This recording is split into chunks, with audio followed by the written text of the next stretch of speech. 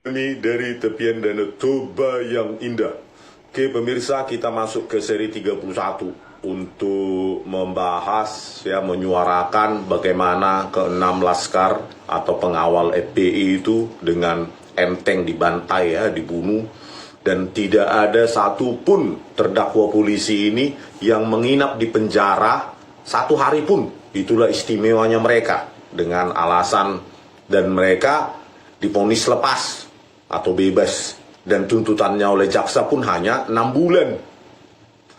6 nyawa anak manusia hanya dituntut oleh jaksa 6 bulan di penjara dan diputus bebas atau lepas Dan janji Listio Sigit Prabowo kalau ada novum melaporkan. Dia enak-enak aja, dia tinggal nunggu novum terus laporkan gitu. Masyarakat yang kerja, mereka yang digaji.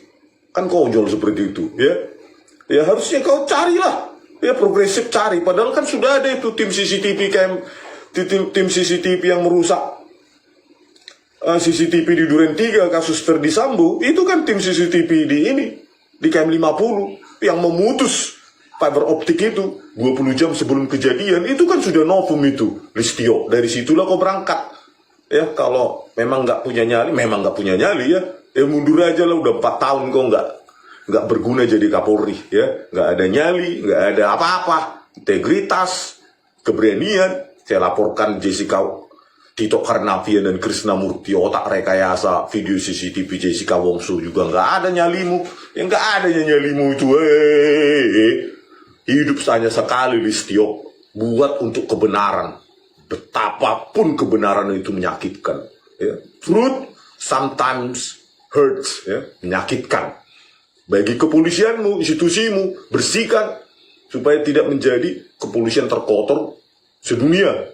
Sekarang prestasinya hanya se-Asia Tenggara terkorupnya. Oke, kita akan membahas ini lanjutan untuk seri ke-31. Saya tidak akan pernah diam akan saya bahas terus kasus Jessica Wongso, saya sebut terus, Vina Cirebon terus supaya kepolisian Indonesia menjadi kepolisian terburuk se-Asia dan sedunia. Supaya dibubarkan, maksud saya, oleh Prabowo Subianto. Ganti dengan orang-orang yang baru, tidak ada sogok, anak-anak muda yang benar-benar ingin membangun Indonesia untuk penegakan hukum. Dan dibuang itu pangkat-pangkat jenderal itu, nggak ada guna itu. Untuk apa jenderal? Memangnya dia nangkap apa sih? Nggak ada kepolisian pakai jenderal kecuali negara-negara afiliasi komunis Negara dengan demokrasi maju itu nggak ada pakai jenderal kepolisian itu.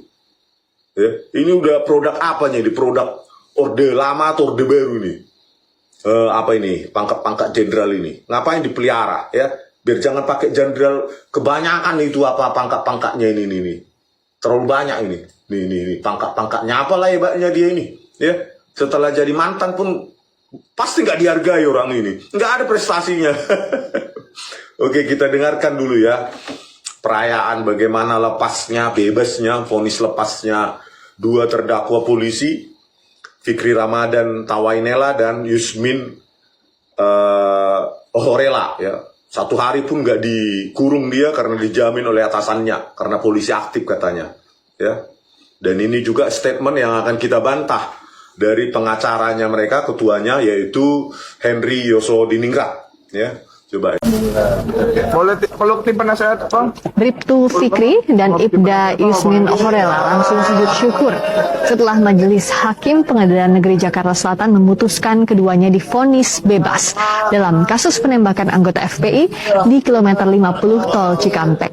Sebelumnya, jaksa penuntut umum menuntut keduanya dengan tuntutan 6 bulan penjara terkait kasus ini. Keyakinannya yang didukung oleh minimal 2 alat bukti yang sah. Nah, di persidangan saya bisa membuktikan bahwa anggota polisi yang sedang melaksanakan tugas itu diancam, diteror dengan cara diserang, mobilnya dipepet, ditabrak, ditembak oleh anggota FPI, oleh laskar itu, kemudian dibacok dengan menggunakan celurit, kemudian dan sebagainya, dan mereka juga ditembak. Kemudian itu sesuai juga dengan uraian jaksa penuntut umum di dalam surat dakwaannya. Nah, tapi saya masih harus tetap membuktikan bahwa peristiwa itu ada. Selanjutnya saya juga bisa membuktikan bahwa yang ketika di dalam mobil betul-betul di sana terjadi penganiayaan yang dilakukan oleh anggota Laskar FPI ini dengan cara mencekik, dengan cara dijambak rambutnya, dipukul, direbut senjatanya. Ya, di situ juga saya buktikan dengan adanya visum repertum terhadap si terdakwa Fikri yang menerangkan bahwa ada bekas cekikan di sini, kemudian ada lecet di tangan dan sebagainya karena dia mempertahankan senjatanya. Nah, kalau dilihat dari situ, ya, perbuatan mereka ini adalah perbuatan yang istilahnya melakukan tindakan pembelaan terpaksa karena serangan atau ancaman, ya, ancaman serangan yang sangat dekat dan melawan hukum pada saat itu. Nah, itu yang disebut dengan notgir, ya, pasal 49 ayat 1. Kemudian yang notgir excessus itu pembelaan terpaksa yang melampaui batas, yang langsung disebabkan oleh keguncangan jiwa yang hebat, ya, karena serangan atau ancaman serangan itu. Di situ disebutkan untuk dua perbuatan ini tidak boleh dipidana. Hakim berdasarkan fakta-fakta itu meyakini adanya peristiwa itu. Jadi bukan mereka sekedar bukan melakukan perlawanan, tapi mereka yang melakukan penyerangan. Ya. Nah, ditambah lagi dengan bukti-bukti lain sehingga Majelis Hakim berkeyakinan bahwa memang ada peristiwa, ya, peristiwa serangan yang dilakukan oleh anggota FPI. Selain daripada itu, saya mengetengahkan azas hukum yang berlaku secara internasional, ya, berlaku secara universal bagi polisi di seluruh dunia ini. Yang bahasa Indonesianya azas itu lebih baik mendahului daripada didahului. Daripada seorang anggota atau petugas yang mati, lebih baik penjahat yang mati. Itu sehingga ya, Majelis Hakim sependapat sebagaimana dikatakan dalam pertimbangan putusannya tadi. Majelis Hakim sependapat dengan penasihat hukum terdakwa yang diuraikan oleh tadi. Jadi bagi semua pihak yang tidak atau belum pernah membaca surat dakwaan, ya, sebagian pihak menganggap bahwa vonis bebas ini mengusik keadilan, Bang Hendrioso. Bahkan YLBHI menilai sangat janggal. Mengapa hanya pertimbangan dari terdakwa saja yang jadi dasar pemberian keputusan? Oke, ada dipertimbangkan. Juga tadi dikatakan oleh Majelis Hakim tidak sependapat dengan jaksa penuntut umum. Tapi Majelis Hakim sependapat dengan penuntut umum bahwa perbuatan itu terbukti. Nah, sekarang bagi yang belum pernah membaca dakwaan, tidak menghadiri persidangan, tidak pernah membaca fakta-fakta yang terungkap di persidangan, dan tidak membaca pledoi saya, sebaiknya jangan berkomentar. Ya, itu yang akan membuat ricuh, membuat kisruh persoalan ini. Ya, kalau mau datang ke jaksa atau datang ke saya beri salinan dakwaan. Nanti saya akan kasih fakta-fakta dari persidangan yang saya ketengahkan. Kemudian saya akan kasih pembelaan saya. Nah, setelah itu baru boleh berdiskusi. Oke. Nggak boleh berapa kalau nggak baca, memang siapa kau, ya, untuk berkomentar, berpendapat. Justru hak demokrasi itulah yang mempertajam analisa, mencerdaskan bangsa. Nggak boleh Anda membilang orang diam, ya. Enak kali, memang siapa kau, ya. Presiden Prabowo Subianto atau Joko Widodo pun kalau mengatakan itu kita tolak, apalagi kau, ya. Dijamin undang-undang. Iya, dijamin undang-undang dasar. Pasal 28, ya. Jadi siapa kau, gitu ya.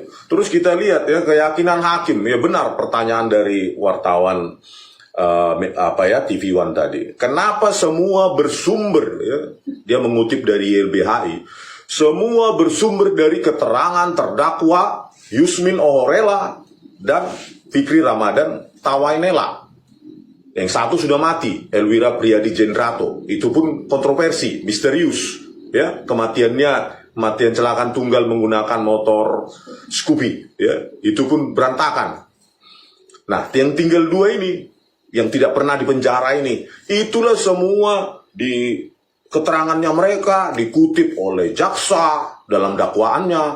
membuat keyakinan hakim berdasarkan keterangannya itu, ya tentu diyakini oleh pengacara. Dan sialnya keterangan itu juga diserap mentah-mentah oleh para ahli di kepolisian, Mabes Polri, mulai ahli itu forensik digital juga, ya siapa itu Wahyu Bintoro, Inafis, itu semua diadopsi. Ya bayangkan kalau kita tempatkan mereka ini misalnya koruptor atau maling, terus semua keterangannya dia terima dan menjadi pertimbangan dan keyakinan hakim, apa yang jadinya? Ya sesat lah. Ya, harus diverifikasi. Ya, keterangan terdakwa itu di-challenge, diverifikasi, dibantah atau dibenarkan dengan scientific evidence. Itu yang nggak ada. Ya, kenapa rest areanya saja sudah dibongkar tahun 2020 sebelum sidang berlangsung, padahal baru diresmikan 2019. CCTV fiber optiknya mati 20 jam sebelum, 7 Desember 2020, 6 Desember pukul pagi, ya, sore atau pagi itu 20 jam sebelum, ya, subuh sudah dimatikan, diputus oleh tim CCTV Duren 3 pimpinan Ferdi Sambo, Hendra Kurniawan, Agus Nurpatria, Acai, terus siapa lagi, Irfan Widianto dan lainnya. Gitu loh. Mana ada kebetulan yang sempurna. Henry Yosodiningrat, coba pakai logika. Jangan untuk menang-menangan, pakailah kemanusiaan, rasa nurani walaupun Anda pengacara ini. Ya. Bukan membenarkan, harusnya dihukum sesuai dengan tindakannya. Gitu loh. Jangan dilebihkan, jangan dikurangi, kan gitu harusnya tugas pengacara. Ya, paling tidak masuk akal. Ya, seperti saya katakan itu, ya. Selalu 4 laskar FPI yang masih hidup di rest area KM 50 ketika mau dibawa ke Polda Metro Jaya itu kenapa tidak diborgol? Di situ saja sudah karangan belaka. Horas. Liga Academy dari tepian Danau Toba yang indah. Oke, pada video kali ini kita akan membahas ya Hakim Agung bernama Ghazal Basaleh, ya, yang memutuskan menolak kasasi KM 50 yang juga didalami KPK dugaan gratifikasi, ya, Ghazal Basaleh ini. Karena sebelumnya Ghazal Basaleh ini juga telah didakwa ya menerima $1.128.000 Singapura setara 13,3 miliar dan $181.100 Amerika Serikat 2,9 miliar dan 9,4 miliar juga dalam bentuk tunai. Ghazal Ba ini juga diduga menerima 37 miliar dari pihak berperkara di MMA bernama Jafar Abdul Ghaffar. Bayangkan ya, orang ini sudah menerima berapa puluh miliar di dalam dalam karirnya di Mahkamah Agung, ya. Makanya diduga Ghazal Basaleh ini juga menerima duit ya untuk menolak kasasi pembantaian 6 laskar FPI kasus KM 50 gitu loh. Oke, kita kuliti dulu bagaimana profil dari Hakim Ghazal Basaleh yang sudah divonis 10 tahun ini. Oke. Kita ambil dari Kompas. Dilansir dari laman Ikatan Hakim Indonesia, IKAHI, Ghazal Basaleh merupakan lulusan S1 Fakultas Hukum Universitas Hasanuddin Makassar. Unhas ya. Dia kemudian melanjutkan pendidikan magister dan doktor jurusan ilmu hukum di Universitas Padjadjaran Bandung. Ghazal Basaleh mengikuti seleksi calon hakim agung pada Agustus 2017.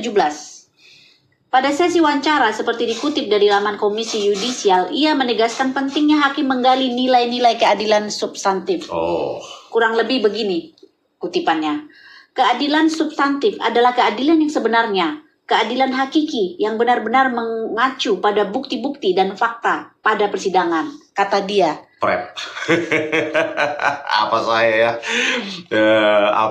Respon saya, dia mengatakan keadilan substantif adalah keadilan yang sebenarnya, keadilan hakiki yang benar-benar mengacu pada bukti-bukti dan fakta pada persidangan. Itu pada saat dia diseleksi sebagai calon hakim agung pada Agustus 2017 ya. Ya, saya masih sedikit ya mempelajari kasus KM 50, tapi banyak sekali yang janggal ya. Pertama, CCTV. Tepat di area 49, 50 sampai 72 diakui oleh Yoga Trianggoro sebagai direktur operasional Jasa Marga Operator Tol Road itu, ya, diakui. Oh, fiber optik itu saat itu 20 jam sebelum kejadian, ya, Desember 2020 ya, Desember 2020, 6 Desember itu mati, tidak bisa mengirimkan gambar ke server, dan itu diterima. Fakta apa itu? Ya. Kalau mengacu pada saat dia sebagai mengikuti seleksi calon hakim agung Agustus 2017, coba diterima aja begitu saja. Ya, akhirnya apa?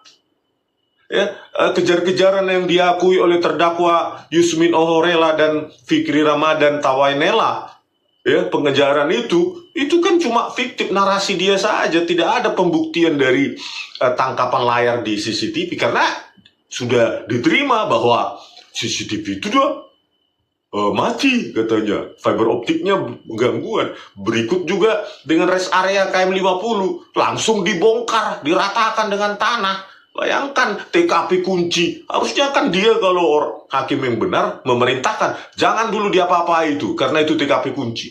Kan dia tinggal memerintahkan. Ya, banyak lagi kejanggalan-kejanggalan yang akan kita bongkar, itu sedikit sekilas ya. Oke, lanjut. Pada 7 November 2017, Ketua MA M. Hatta Ali pun mengelantik dan mengambil sumpah Ghazal Basaleh sebagai Hakim Agung untuk Kamar Pidana. Pelantikan dan pengambilan sumpah tersebut berdasarkan SK Presiden nomor 117/2017 tanggal 26 Oktober 2017. Jadi dia, Ghazal Basaleh ini dilantik Hakim Agung sebagai Hakim Agung pada 7 November 2017 oleh Ketua Mahkamah Agung M. Hatta Ali. Oke, lanjut. Sebelum menjadi Hakim Agung, Ghazal Basaleh tercatat pernah menjadi Hakim ad hoc di Pengadilan Tinggi Pidana Korupsi Tipikor pada Pengadilan Negeri Bandung. Jadi dia sebelumnya Hakim Tipikor di Pengadilan Negeri Bandung. Oke, terus? Dia juga pernah menyunat hukuman Edi Prabowo. Mantan menteri itu ya, Kelautan dan Perikanan. Ya, dia jadi Hakim Ghazal Basaleh ini menyunat hukuman mantan Menteri Kelautan dan Perikanan, Menteri KP Edi Prabowo. Jadi berapa itu? Dari 9 tahun menjadi 5 tahun. Dari 9 tahun dan menjadi 5 tahun. Nah, bau-bau juga ini penyuapan terus ya. Seperti Jarod Richard dan kawan-kawannya banyak gitu ya. Jarod Richard aja bisa mengumpulkan 1 triliun dan 50 kilogram emas. Jadi kita yang berperkara PK dan lain-lainnya ini bingung ya. Jessica Wongso, Vina Cirebon dan lainnya ini, ya kalau Hakim Agung gampang disogok sama seperti Ghazal Basaleh ini, apa harapan kita untuk mendapatkan keadilan? Aduh, bego-begoan hepeng mata duitan ya. Oke, lanjut. Divonis 10 tahun, Hakim Agung Ghazal Basaleh ajukan banding. Ini ada sebuah berita ya. Inilah ya, Hakim Agung Ghazal Basaleh divonis 10 tahun tapi mengajukan banding. Oke, lanjut.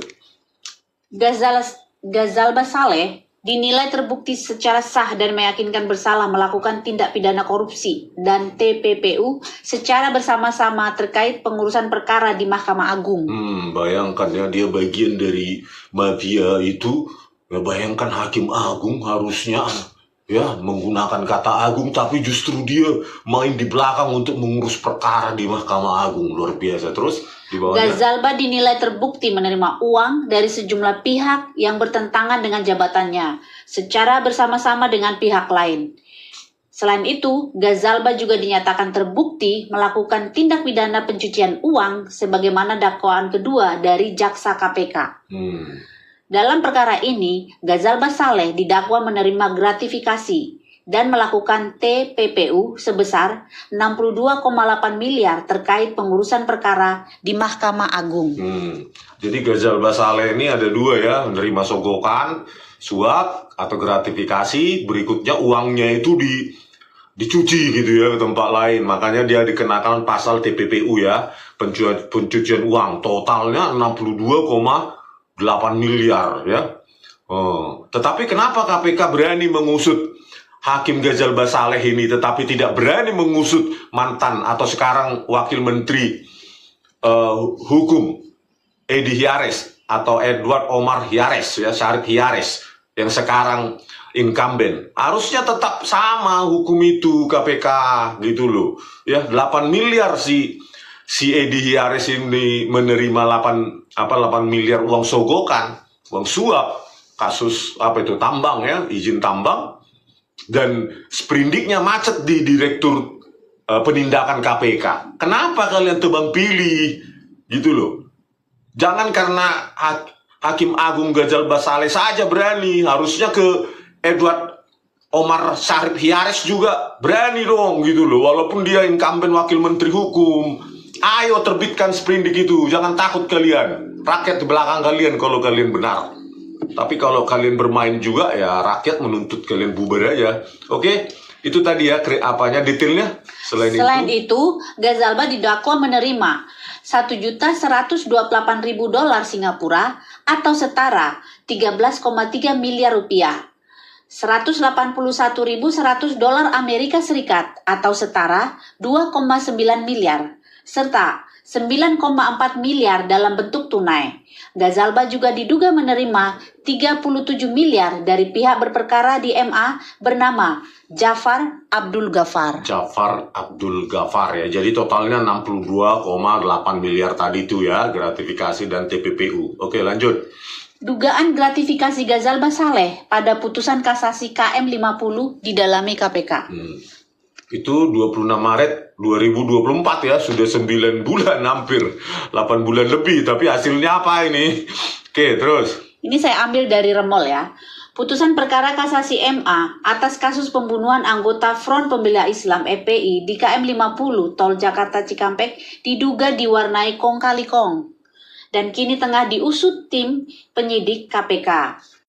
Kali ini kita membawakan kabar baik, kabar yang sangat baik. Ya, Jenderal Bajingan Bangsat, perekayasa, barbar, brutal, biadab, si Tito Karnavian, ya, buronan saya itu 1 tahun ini, ya, sudah saya sebut-sebut untuk ditangkap, diseltikuskan oleh Listio Sigit Prabowo.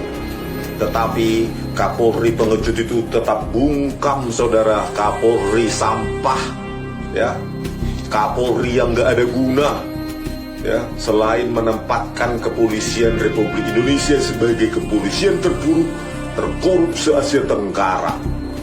Ya, si Tito Karnavian inilah jenderal bangsat, jenderal bajingan yang merekayasa video CCTV bersama Krisnamurti pada saat mereka menjadi pentolan, ya, Polda Metro Jaya. Memanfaatkan si ahli penipu juga, ya, Muhammad Nualazar dan Christopher Harimarianto untuk memanipulasi barang bukti digital dengan 2 software gratisan di Redshop dan Primate, ya. Nah, inilah kabar beritanya si Tito Karnavian ini, ya, jenderal bangsat penipu perekayasa ini dilaporkan ke KPK atas dugaan korupsi dana retreat kepala daerah di Magelang.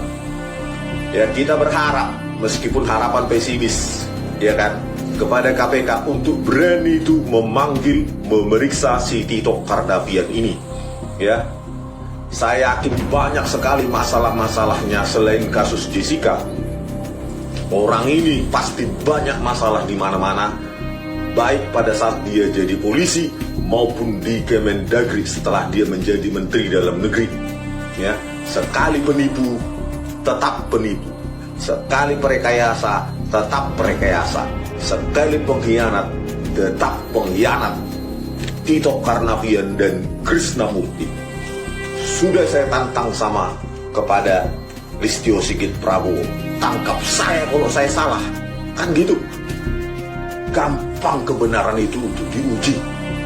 Kalau kau gak berani Listio Sigit Prabowo, berarti kau melindungi Tito Karnavian, Krisnamurti, dan Muhammad Nualazar sebagai pengkhianat NKRI. Siapa pelindung pengkhianat? Dialah pengkhianat, paling pengkhianat, Listio Sigit Prabowo. Ingat itu, ya. Makanya kalau kau, ya, pecinta Indonesia, NKRI, tidak pengkhianat kau Listio Sigit Prabowo, tangkap mereka 3. Kalau selama tidak kau tangkap, ya, saya tetap rendahkan kepolisian Republik Indonesia sebagai kepolisian pengkhianat, penipu, perekayasa NKRI. Gitu Listio Sigit Prabowo, ya kan? Biar semua tahu, satu Indonesia tahu betapa kau Kapolri yang tidak ada guna, pelindung para pengkhianat, penipu, perekayasa ini. Itu, ya. Kalau mereka benar, tangkap saya. Gimana Listio Sigit Prabowo? Sudah berapa ratus kali saya tantang Anda. Nggak malu kok sama anggotamu yang di Mabes Polri atau di Polda, di Polres, Polsek. Saya tantang kayak gitu. Saya siapalah saya? Ya, saya hanya bermodalkan kebenaran ilmiah, keilmuan saya. Takut kalian karena kalian sudah terbiasa merekayasa hukum, merekayasa kasus, memanipulasi barang bukti. Listio Sigit Prabowo, Sigit.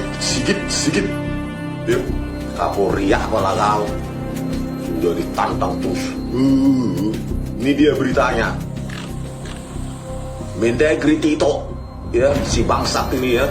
Ini manusia paling sadis ini ya. Inilah biang kerok rekayasa hukum di Indonesia. Si Tito Karnavian ini, jenderal sampah, pengkhianat, penipu, perekayasa kasus. Mendagri Tito terdiam saat ditanya soal retret yang dilaporkan ke KPK. Ya, kita uji nyali dulu. KPK ini kalau nggak punya nyali, udahlah bubarkan diri aja kalian. Nggak ada gunanya kalian. Ya, periksa dia, siapa memangnya dia? Pemilih Indonesia enggak? Ya, nenek moyang kami nggak pernah kenal namanya Tito Karnavian. Ya, sama-sama ya kita berjuang, nenek moyang kita untuk Indonesia ini, bukan si Tito Karnavian pemilih Indonesia ini. Siapapun yang salah gulung, equality before the law. Ya. Tito Karnavian terdiam saat ditanya perihal retret kepala daerah yang dilaporkan ke Komisi Pemberantasan Korupsi. Tito pun dicecar awak media terkait retret kepala daerah yang dilaporkan ke KPK. Namun Tito hanya terdiam ketika ditanya pertanyaan tersebut. Tito tampak cuma tersenyum. Ya, siang. Jadi inilah apa yang kita baca bersama. Klarifikasi UGM soal tuduhan ijazah dan skripsi palsu Joko Widodo. Nah, ini dia ya fotonya, katanya ya. Baru-baru ini media sosial kembali dihebohkan dengan munculnya seorang mantan dosen dari Universitas Mataram. Benar ya, saya sudah keluar dari dosen. Oke, Rismon Hasilan Sianipar yang menyaksikan keaslian ijazah dan skripsi dari Presiden RI ke-7 Joko Widodo, Insinyur Joko Widodo sebagai lulusan UGM. Alasannya, lembar pengesahan dan sampul skripsi menggunakan font Times New Roman yang menurutnya belum ada di era 1980-an hingga 1990-an. Kan kok klaim sepihak ya? Ya, alasannya ya memang di Windows 31 mulai ya, Windows versi 3.1 1992 memang kan berdasarkan sejarah perkembangan software ya, Piranti lunak ya. Klaim sepihak dari Rismon ini, kok klaim sepihak kan bisa di apa ya, di search, bahkan banyak itu di perpustakaan sejarah Microsoft juga banyak kok klaim sepihak kan bisa di ini verifikasi ya. Klaim sepihak dari Rismon ini membuat polemik dan perdebatan di kalangan warganet. Banyak yang menyaksikan informasi yang disampaikan, namun tidak sedikit pula yang percaya akan narasi yang ia sampaikan dibalut dengan analisis forensik digital. Oh iya, nggak apa-apa. Ya, perdebatan itu dalam hal ilmiah itu bagus sekali ya. Jadi kalau dalam hal ilmiah ya kita nggak bisa menerima begitu saja klaim keterangan dari Bu Rektor Ovaya Melia ya kan, apalagi dibilang kami meyakini ya kan, enggak, ya wajar lah menurut saya. Dekan Fakultas Kehutanan UGM Sigit Sunarta menyesalkan adanya informasi yang menyesatkan yang disampaikan Rismon. Apalagi mantan dosen ini merupakan alumnus dari Prodi Teknik Elektro Fakultas Teknik Universitas Gadjah Mada. Kami sangat menyesalkan informasi yang menyesatkan yang disampaikan oleh seorang dosen yang seharusnya bisa mencerahkan dan mendidik masyarakat dengan informasi yang bermanfaat, kata Sigit, Jumat 21 Maret di kampus UGM. Kok menyesatkan? Menyesatkan gimana Pak Sigit? Ya jawab dengan ini juga lah, teknologi Forman. Saya kan sudah bilang, ini itu ya produksi tahun dengan komputer ini. Ya alat percetakan canggih, ini jelas ini. Times New Roman, terutama lembar pengesahan ini. Ya. Ini apa alat cetaknya? Terus untuk memproduksi ini kita membutuhkan word processor atau text editor. Apa yang dipakai? Coba jelaskan secara ilmiah. WordStar 4 dirilis 1987. CW malah 1986. Ya, WordStar for Windows 1994. Atau WordStar 3.0 rilis 1982 ya, kemungkinan ini. Tapi fontnya apa? Kan bisa pixelated seperti, kan tampaknya pixelated.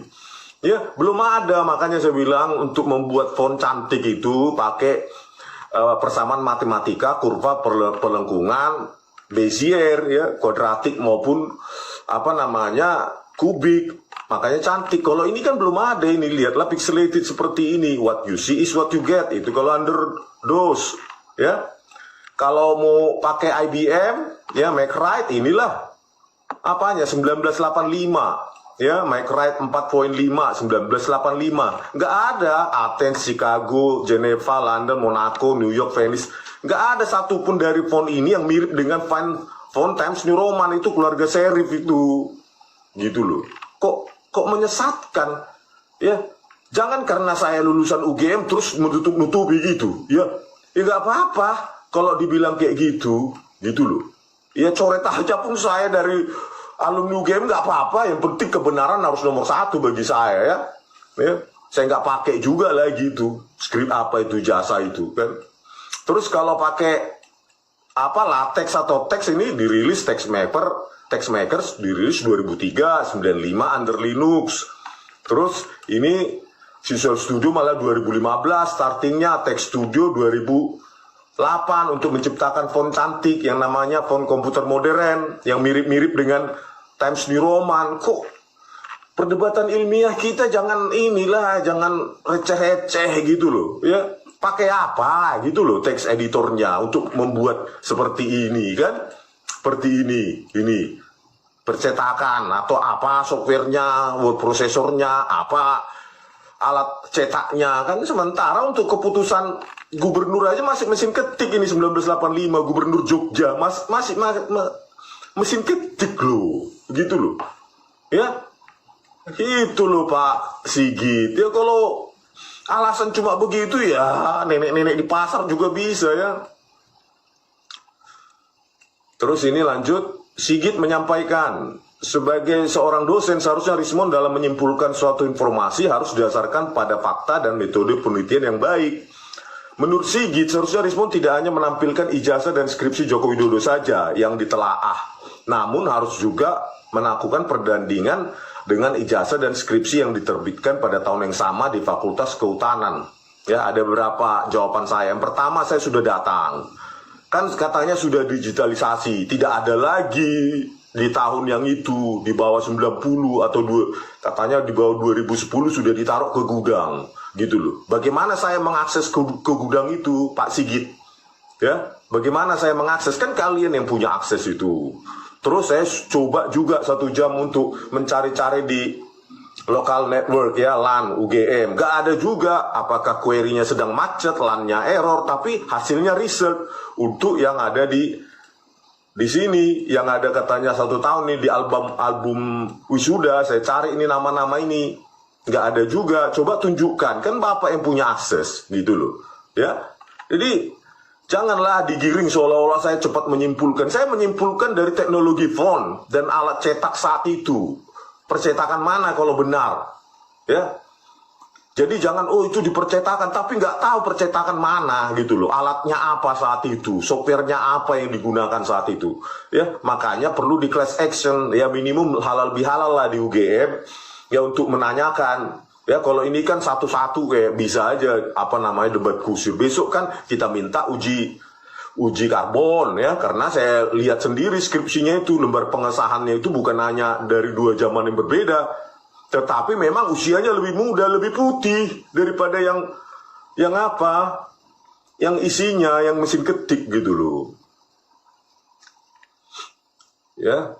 Terus soal penggunaan font Times New Roman pada sampul skripsi dan ijazah seperti yang dituduhkan oleh Rismond dianggap meragukan keaslian dokumen. Sigit menegaskan bahwa di tahun itu sudah jamak mahasiswa menggunakan font Times New Roman. Hah? Jamak? Kurir Diu mungkin Pak yang jamak.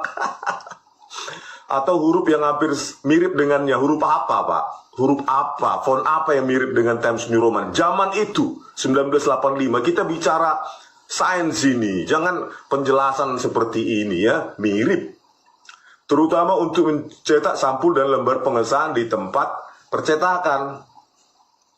Bahkan di sekitaran kampus UGM itu sudah ada percetakan seperti Prima dan Sanur, sudah tutup, katanya Sanur, yang menyediakan jasa cetak sampul skripsi. Sampul skripsi kan Pak, bukan lembar pengesahan.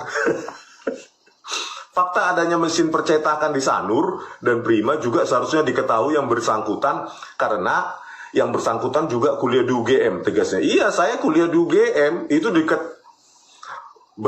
Bundaran Bulak Sumur kan, gitu loh. Prima ya, kalau Sanur saya nggak tahu, kurang populer. Prima, ya kan, percetakan, pertanyaannya software apa dia pakai, alat apa dia pakai. Ya itu harus diinvestigasi nanti. Apakah tahun 1985 sudah pakai teknologi canggih? Ya. Udahlah Bang Uto, nggak usah lah apalagi bela itu Joko Widodo. Memang dia nggak punya ijazah UGM, ya, nggak punya. Itu bodong itu dari Pramuka Senen itu paling diproduksi. Gitu aja Bang, ya. Jadi jangan ikut-ikutan membela seperti itu. Kan abang pernah kita ngomong-ngomong, kita harus berdasarkan sains. Gitu, ya, waktu di Jakarta maupun di Cirebon. Kita harus percaya pada sains. Kalau kesaksian-kesaksian itu kan bisa itu menipu. Kan gitu bang bilang kan. Ya inilah sainsnya bang. Ya skripsinya tadi ya. Kas Mujo bilangnya pembimbing, padahal nggak ada. Baik di lembar pengesahan skripsi maupun di Prakata. Abang juga dulu nyusun skripsi di UGM. Masa yang namanya pembimbing gak ada? Padahal diakui Joko Widodo mengatakan waktu saya datang mau bimbingan skripsi, saya dimarah-marahin, baru datang langsung saya pergi karena marah-marah. Gitu di video itu. Ini udah berapa kali saya ulang-ulang ya, supaya publik ini dipenuhi dengan informasi tentang bagaimana Joko Widodo membuat skripsi palsu. Inilah bang. Abang lah dulu tahun 85 Bang Utu. Ya, ada nggak ketikan seperti ini? Coba lah bang, 85, nah ada orang pakai printer, pakai IBM, komputer, kan nggak ada, ya. Apalagi lah, ya Universitas Rakyat, ya. Ini nggak ada itu. Kalaupun Joko Widodo mengaku dia pakai komputer IBM saat itu, printer, hasilnya ya nggak begini, ya dot matrix. Masih begini hasilnya, ini dot matrix ini bang. Tahun 85, inilah printer yang setara buatan Jepang saat itu, dot matrix printer Japan. 1985 Star Micronics ini dibuat ya, belum nyampe ke Indonesia ini. Saat itu, inilah apa ya printernya, kualitasnya kan mesin ketiknya saat itu, dot matrix ya. Bahkan tahun 90 pun belum keren. Belum sekeren yang ada di skripsi Joko Widodo yang masih begini. Gak ada teknologi saat itu. Kalaupun ini skripsi Joko Widodo, abang bersikeras ini Joko Widodo skripsinya, maka dia harus datang dari masa depan, dari tahun 95 ke atas ya, sekitar 10 tahun setelah 85 lah ya, paling cepat itu dia datang dari tahun 95. Terus datang mengeprint pakai Windows dengan Windows Operating System ya, karena tahun 85 masih disk operating system, masih kasar dia, ya masih pakai apa itu CW, ya, WordStar maupun Lotus itu masih seperti itu dan tampilannya kasar, ya, seperti ini, ya tahun 85 ya begini nih sekitar ini kasar, garis-garis, pixelated, pixel-pixel, Jadi nggak ada teknologi seperti itu. Kalaupun ini bersikeras, Abang mengatakan, Bang Uto mengatakan bahwa ini adalah memang benar skripsi Jokowi. Aduh Bang, ya forensik itu nggak bisa ditipu-tipu. Teknologi itu punya development time, waktu evolving, berevolusi dia. Ya, nggak tiba-tiba jatuh dari langit, shoot, muncullah printer dengan teknologi very smooth, inkjet laser dan lainnya. Nggak bisa Bang, itu perlu evolving time. Waktu